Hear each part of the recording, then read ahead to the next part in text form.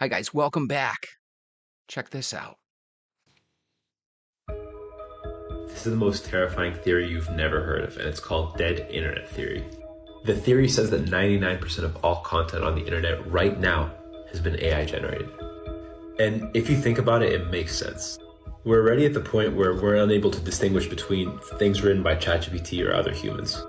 And if you look up companies like Tavis or HeyGen, I guarantee you won't be able to tell that these are fake people in the videos. This is absolutely terrifying because every time I interact with someone online, I don't know if they're real. Sometimes I wonder if the people I talk to every day are real and they have bodies. How do we tell the difference between intuition and paranoia? Well, they're actually very different as long as you know what to look for. Okay, have you heard of the dead internet theory? This is a rabbit hole that's really about to make you question your entire existence. The dead internet theory says that most of the content and the consumers of that content are fake and do not exist.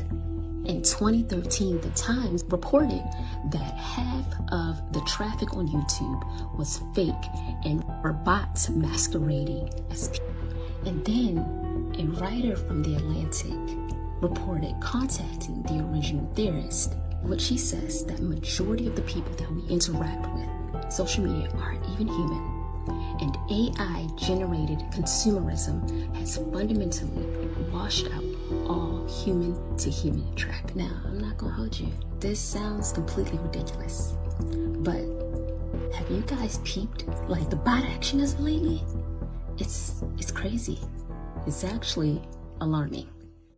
If you're for real, put a number 1 down below in the comments. And if you're a robot, put number 2.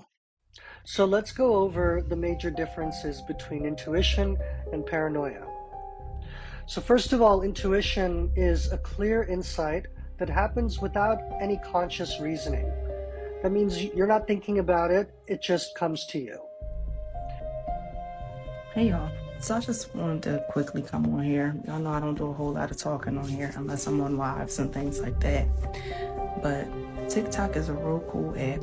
I've met a lot of seemingly nice people on lives and things of that nature. I've actually met some people from TikTok in person. I have mixed reviews about those meetings and things of that nature, but that's a story for another day. But right now, I got a real life TikTok fatal attraction, and it is a female. And before you ask, no, I don't do females. Since October, I've decided that I am going to be peaceful and as stress and drama free as possible. But the devil comes in all shapes and sizes and takes on any kind of form. Paranoia is suspicion or mistrust without any cause or justification, without any evidence or reason. The internet is a real dangerous place. Like, you get people that come online and they create a persona of whom they would like to be versus who they actually are. But yeah, with all that being said, I will not be doing any more meet and greets or anything of that nature with anybody from TikTok. If we cool on TikTok, we just gonna be cool on TikTok. You ever had somebody that you work with and you think, my God, this person is just the coolest person. I'm going to see if they want to hang out after work and watch a movie, go out to eat, whatever the situation might be. And then when you're with them alone, away from work, you start to see their weirdness come out. You start to see their paranoias and you start to see their dark side. If you've ever experienced that, maybe let us know down below. Now, intuition typically occurs spontaneously. When you're not thinking about it or about anything in particular, the insight just arises in your mind, out of the blue.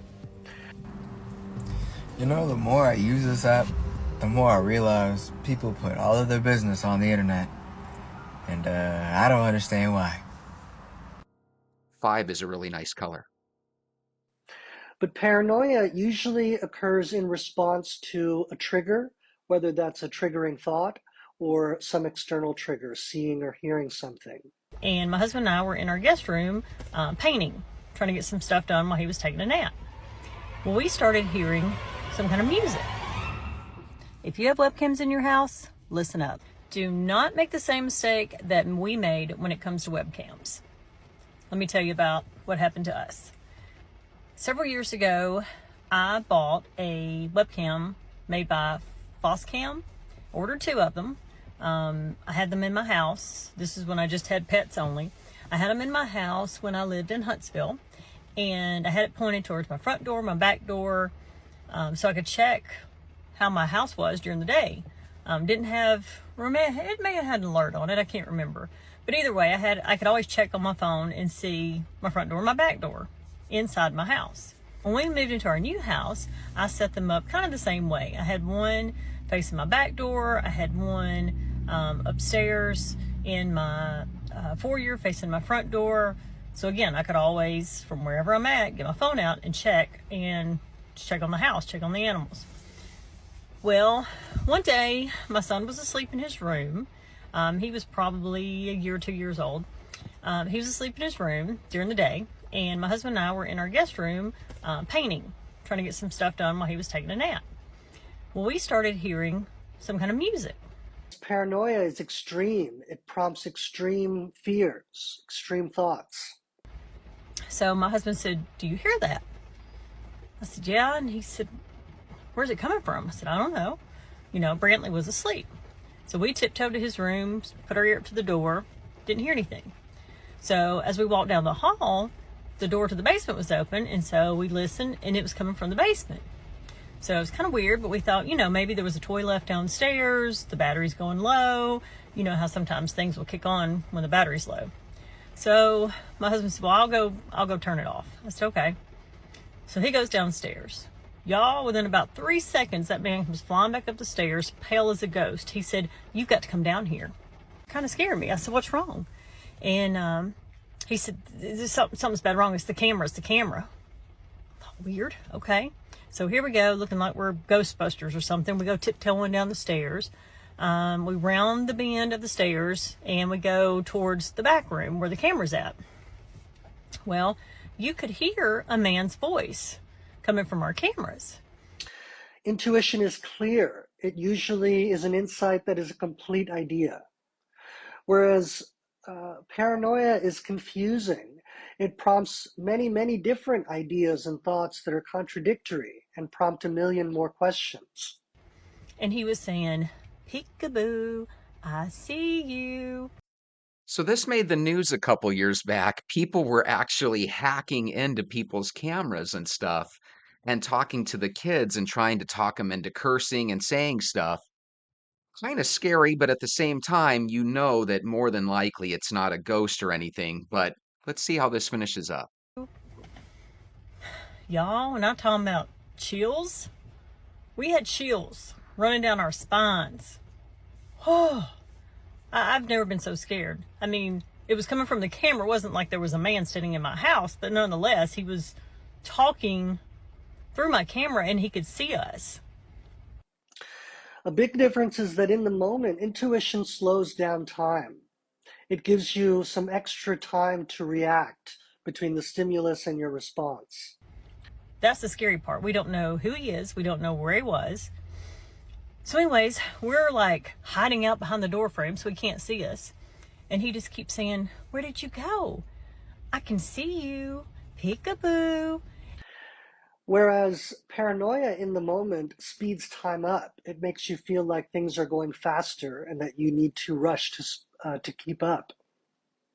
Paranoia tends to project your past traumas. So if you are paranoid about something or worrying about something related to a past trauma, fearing that it might happen again, that's a telltale sign that you are most likely experiencing paranoia. And then he would play music. And then you could hear a woman laughing in the background. So obviously they could see the room, they could see everything, they could see us. So we were trying to figure out, like, what are we going to do? What are we going to do? So I got on my phone, and through the app, you could move your camera around. So I knew at this point he was facing the doorway where we were kind of, hiding in behind. And so I got on my app, and I was doing the arrow so that it would move the camera back towards the back door so my husband could go in there and unplug the camera. So I was moving it, and you could see the camera moving, but then he was moving it right back towards us. Paranoia is frantic, it's all consuming, and it demands impulsive action right now. Ooh. So I thought, God, what are we going to do? What are we going to do? So my husband ran out the garage door, went around to the back of the house, came in the back door, got him behind the camera and unplugged it. Well, you want to talk about two people on edge for weeks after this. So all the cameras came out of the house. We had them sit on the dining room table, and my husband was so spooked about it, he went and took a bath cloth and laid over the cameras, even though they were unplugged, sitting on our dining room table. Right. So needless to say, we threw the cameras away, and never again will I have a webcam in my house. God, she should have kept that webcam. She probably could have had a nice lawsuit on the makers of that webcam. I'm gonna tell you why this here internet is so dangerous. The internet is so dangerous because it brings people together and amongst each other that should never be amongst each other. Then you are experiencing intuition. See, a lot of people think segregation was bad, but segregation is not bad. Everybody is not supposed to be together. All right, so real quick, let me know your thoughts on that first 20 seconds of this video. Do you guys think segregation is bad, or is she making a point here that you think is valid, that everyone is not supposed to be together? Because if you have Dr. Evil and Mr. Evil get together, that's a lot of evil. And don't take this out of context. The internet brings the intellects, the smart people, the forward thinkers, the deep thinkers, the solution-based thinkers amongst the people who are dumb, have no intellect, have no morals, no values, and now everybody's blended together. Before there was the internet and social media, all the dumb folks used to hang with each other. The smart folks used to hang with each other. The people with immoral integrity, they hung with each other. The people that scheme, plot, and do all type of dirty stuff, they hung with each other. Everybody was amongst that group of people that they were supposed to be amongst. And now with this here internet, everybody blended together. So now we got people who are misinforming people, who are corrupting people, who are pretending and everything else. This is why this internet is so dangerous. So one of the things that she's reminding me of is the Bank One glitch, right? Somebody gets on and says, "Hey, do you realize that if you have an ATM debit card, you can pull out thousands of dollars, right?" And then you come to find out that, yeah, if you do that, you just got to pay it back. It's not some free money glitch that comes to you. You're going to owe money back. And they did this with PPP loans as well, right? A lot of people getting money, starting LLCs, right? And all of a sudden, you have a lot of people that are in trouble with the government. Which brings me to the dead internet conspiracy theory. The dead internet theory is the idea that the internet is like a zombie movie, still moving, but most of the people you see are bots and not humans.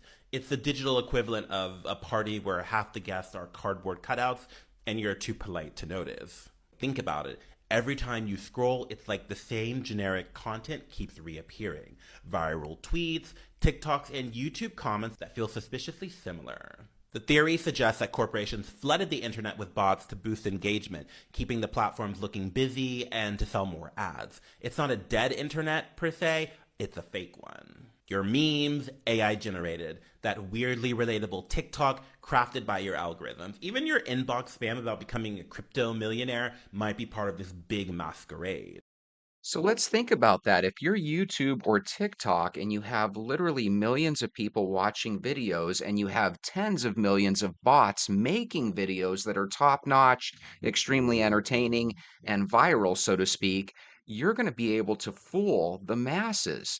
So here's another question I have for you. How many of you think that the internet is predominantly fake? And if there's a number on there like 90%, 50%, 20%, let me know your thoughts down below on how much of it is actually bot driven versus real people making real content. The internet isn't a global town square anymore. It's more like a Truman Show simulation where you're the star and everyone else is scripted with a bot army created to keep you clicking, scrolling, and occasionally yelling into the void while they rake in ad dollars. And with this latest news from Meta and their plans to create hundreds of thousands of these AI profiles, the dead internet theory becomes an actual reality. If AI profiles dominate the internet, trust in digital spaces could collapse entirely. Social media, meant to connect us, could become a stage play where corporations own the script, the actors, and even the audience. The internet wouldn't just feel fake, it would be fake. So here's the interesting thing. If what he says is true, that one day we're going to get to a point where 99.9% of everything you see is fake, then that means you should start a YouTube channel or a TikTok account, because if you are that 1% real person out there, there's got to be some value to that, right? There's always value in rarity. Does anyone else feel like we're entering into a digital zombie apocalypse, or is this just another evolution of the internet? Someone's got to tell me, because what is going on? Okay, so basically there's this theory called the dead internet theory, and it's been around for several years now, but just recently I've seen it gain more and more attention. And if you aren't aware of this theory, essentially it is a fascinating yet very eerie topic. Basically, this theory suggests that the internet is no longer this vibrant hub of human interaction. Instead, it's overrun by bots, algorithms, and artificially generated content. Basically, those who subscribe to this theory believe that almost everything that we see online is synthetic or fake. Given the updates that we've seen in the past few years, this theory makes sense. An example, if you remember from 2023, when Meta released these AI experiences, essentially Meta paid these celebrities millions of dollars to use their likeness in order to create these AI avatars. The whole point being for us to engage with them like normal people. However, I don't think it popped off as well as Meta probably wanted it to. And then in 2024, Meta introduced the ability for users to create their own chatbots. However, it wasn't long until people started breaking the terms of service, and they were creating these bots built around real people, like Justin Bieber, Taylor Swift, and Elon Musk. And as of just recently, Meta announced that they want to integrate these AI generated characters into the platform. According to the vice president of product for generative AI at Meta, he's quoted saying that we expect these AIs to actually exist on our platforms in the same way that human accounts do. Also stating that they'll have bios, profile pictures, and that they'll be able to share content. To me, it almost feels like the internet's becoming this ghost town populated by these non-human actors that are only pretending to be real people. What's scary about it is how much influence they really do have on us. Whether you choose to believe it or not, we are all so easily influenced. Whether it's the websites and the stores you visit, or the coffee you drink, or the clothes that you wear, the restaurants you frequent, or the music that you listen to, at some point we were influenced by some video or some post that we saw online. And to me, Do you guys imagine if you lost a loved one or a friend, right? And all of a sudden you saw their account on YouTube or TikTok after they passed away, and it was so much like them that you actually felt like they were immortal? Maybe that is the future. I know the immediate future, though. I'm hoping you subscribe, hit the thumbs up button, and come back tomorrow. We'll watch some more videos together. Have a good night.